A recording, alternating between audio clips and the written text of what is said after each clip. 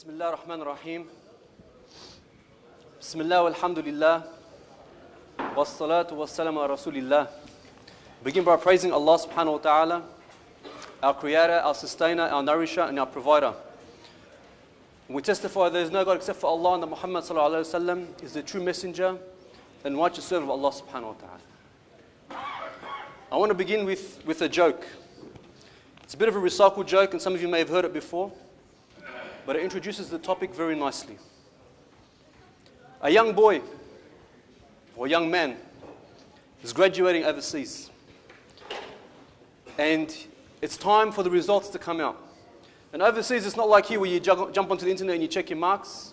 The uni, they post your results up on a notice board, and it's got your name and your marks for each subject up on the notice board. This young boy, he had some family business to take care of. He couldn't make it. So he asked his friend, he goes, look, when you go to check your marks, check my marks as well. But when you come back to tell me, my dad's going to be next to me. So if I fail one subject, say, Muhammad says, Salamu alaikum. If I fail two subjects, say, Muhammadan says, Assalamu alaikum. So he goes and checks the subjects, and he comes back and he says, Ummat Muhammad says, Assalamu alaikum. Some brothers got a bit late there. Alhamdulillah. As we're almost approaching the week mark of Ramadan, it's time for us to take some air, go up for air, and assess how we're doing in this month. Because each one of us, as is the school of life, this is the school of Ramadan. And each one of us will receive our report cards. And what will your grade in Ramadan be? What will your marks for each subject be? How is your siyam? What is the mark in your Quran? What mark will you receive in your qiyam? Would you get a high distinction in patience? What mark will you receive? Will you graduate and get your certificate of Taqwa? Will you be Taqwa certified by the end of this Ramadan? What is Taqwa? This is a question that the Amir al-Mu'mineen Amr radiyallahu anhu, he asked one of the companions, Ubay bin Ka'ab, one of the most knowledgeable companions in the matters of deen and Quran. And he said, Ya Ubay, what is taqwa? Explain to me what taqwa is. So Ubay said, Ya Amir al-Mu'mineen, have you ever taken a thorny path? And Amr said, yes. He said, what did you do?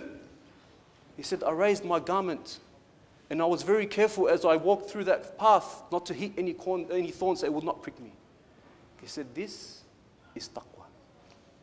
Some of you may not have taken a thorny path, but let me give you another example which I'm sure you can understand and relate to. You're driving in a car, and if you haven't driven before, you're a passenger in the car, and you get to a safety camera, one of those red light cameras. It's a school zone, 40. What do? You slow down. You slow down while the camera's there. As soon as you pass the camera, what do most people do? They speed up again, yeah? Why did you slow down? Because your speed is being monitored. And this is taqwa. Taqwa to the believer is going through life, knowing that Allah subhanahu wa ta'ala is watching you. God consciousness. Everything you speak, everything you say, everything you do, Allah is watching you. God consciousness. This is taqwa. And Allah subhanahu wa ta'ala mentions taqwa in the Quran close to 200 times. Why did Allah mention it so many times? I see a lot of young kids here, maybe high school age, and if you know, you'd be older than that, you've been through high school before. How many times did your parents tell you, do your homework? Do your homework. Have you done your homework yet? Do your homework. Why do your parents repeat it so much? Because we don't listen, because we don't do it. Allah subhanahu wa ta'ala repeats taqwa 200 times in the Quran. Why? Compare that to Ramadan. Compare that to fasting in the month of Ramadan. How many times Allah subhanahu wa ta'ala tell us to fast the month of Ramadan in the Quran? One time. Just once. The whole Quran, He just mentioned it once. Why? Because everyone does it. Generally speaking, everyone fasts Ramadan. I used to work in the jail. I used to see brothers in the jail, Muslim brothers, hardened criminals, thugs, gangsters, armed robbers, tattooed from head to toe. In Ramadan, they're fasting, subhanAllah. Everyone fasts. Allah had to mention it once. But taqwa, Allah subhanahu wa ta'ala mentions it over 200 times. So what is the connection between taqwa and Ramadan? Allah subhanahu wa ta'ala tells us in the Quran, Ya ayyuha alladhina amanu. We know this verse. We hear it millions of times. Kutiba alaykum siyam kama kutiba ala alladhina min qablikum. Fasting has been prescribed upon you as it was prescribed upon those before you. Why? So that you may attain taqwa. لَعَلَّكُمْ تَتَّقُونَ. So what is the connection between fasting and taqwa? What is the connection between me not eating and drinking and attaining taqwa? Me not eating and drinking, is it something physical or spiritual? Physical, right? Is taqwa something physical or spiritual? Spiritual. So Allah subhanahu wa ta'ala is telling you, do something physical, and in return, you will get something spiritual. How? Why? Let me tell you a story about Abu Dhar. Abu Dhar al-Ghafari, one of the Sahaba radiallahu anhu. He was once asked, what are the 3 things you love most in life? Listen to what he said. Before I tell you what he said, let me ask you, what are the 3 things that you like most in life? What are the things that make you happy, make you smile, make you laugh in this world? Your children, that big paycheck, a big house, a car. What is it that will put a big smile on your face in this life? Think about what you would answer. They asked Abu Dhar, what is it that you love most in this life? He said, أُحِبُّ الْمَرَض وَالْجُوعِ وَالْمَوْتِ. I love sickness and hunger and death. So they asked him why. He goes, إِذَا مَرِدْ خَفَّ ذَنْبِي وَإِذَا جِعْتْ رَقَّ قَلْبِي وَإِذَا مِتْ لَقِيتُ رَبِّي. He said, if I get sick, my sins fall off. And if I get hungry, my heart becomes closer to Allah. And if I die, I meet my Creator. What did he say about getting hungry? When I get hungry, I get closer to Allah. I become more spiritual. This is the training in Ramadan. In Ramadan, there is a battle going on between your heart and your desires. And we're not just fasting with our mouths. It's our eyes, our ears, our limbs. We're fasting with all these things. This is the school of Ramadan.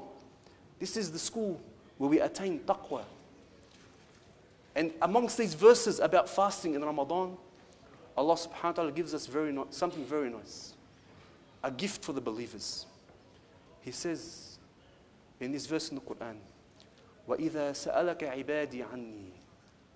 He said and Allah subhanahu wa ta'ala, He is having a conversation with who? With the Prophet sallallahu alaihi wasallam. He says, and when my servant asks you about me, so Allah subhanahu wa ta'ala said to the Prophet sallallahu alaihi wasallam, when my servant asks you about me. So look, Allah subhanahu wa ta'ala didn't say if my servant. He said, when. Allah subhanahu wa ta'ala is waiting for us to ask. As if He's expecting us to ask. And the companions used to come to the Prophet ﷺ and ask him, Ya Rasulullah, what does Allah want? Ya Rasulullah, how do I make Allah subhanahu wa ta'ala happy? Ya Rasulullah, what does Allah love? Can Allah hear me? Is He accepting my dua? They used to ask him. So Allah subhanahu wa ta'ala tells the Prophet ﷺ, وَإِذَا سَأَلَكَ عِبَادِ عَنِّي. When my servant asks you, then Allah subhanahu wa ta'ala does something very special next. You'd expect the next part of the ayah to say, فَقُلْ لَهُمْ إِنِّي قَرِيبٌ. You'd expect Allah subhanahu wa ta'ala to say, O Muhammad, that I am near. But what does Allah subhanahu wa ta'ala do here? He just says, إِنِّي قَرِيبٌ. It's as if Allah subhanahu wa ta'ala now addresses us directly. He says, when my servant asks you about me, I will speak to my servants directly. I am near.